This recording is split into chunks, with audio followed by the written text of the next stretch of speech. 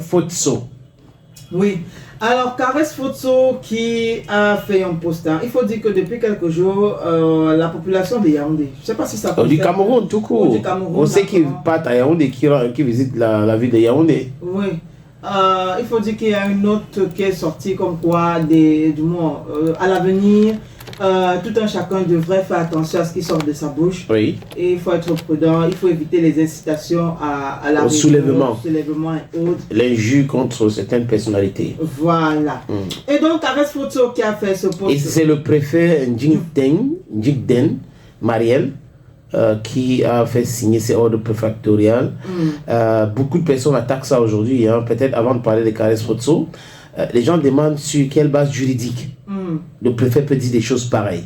Déjà, si vous insultez quelqu'un, une autorité, vous appelez à un soulèvement, on va vous interdire le séjour à Yaoundé. Et il parle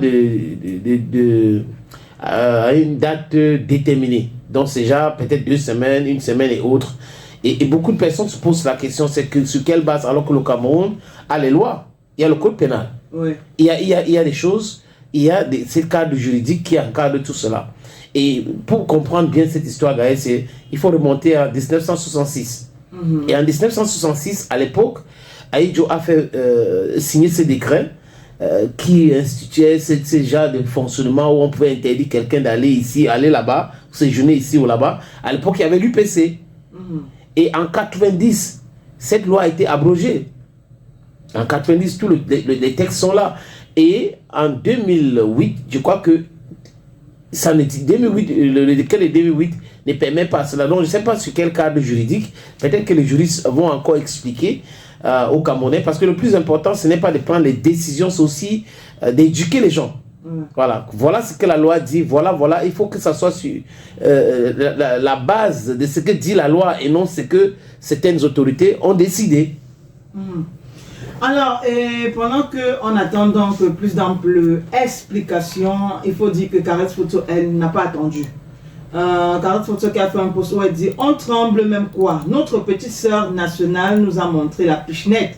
Tu sors du Mfundi, tu dis ce que tu as à dire, par exemple les routes gâtées, tu reviens même en jet. Merci Brenda Chou. » Oui, mais le préfet dans cette circulaire dit que les médias qui sont écoutés dans la ville de Yaoundé, dans le Fundi.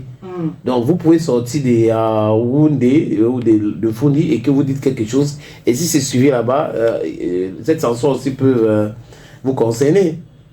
Bon, ça peut aussi. Mais moi, je me dis aussi que c'était peut-être un post fun.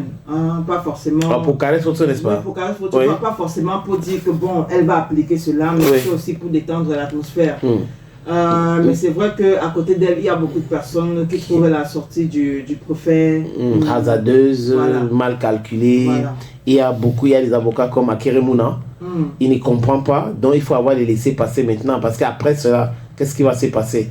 Il va falloir que le préfet signe l'autorisation que vous entrez en ville, à Yaoundé.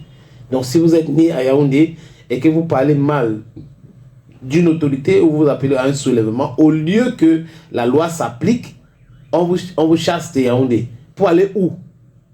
Dans quelle ville? On vous envoie où? Peut-être à Bafoussam. Comment ça? Bafoussam comment? Pour aller où là-bas? Donc si au niveau de Bafoussam aussi, on parle de la MIFI, non? Le préfet là-bas dit exactement la même chose. Ça sera compliqué. Je crois qu'il faut juste appliquer la loi et demander aux gens d'être responsables dans la communication et sur les réseaux sociaux. Bon, on attend de voir ce qui va se passer.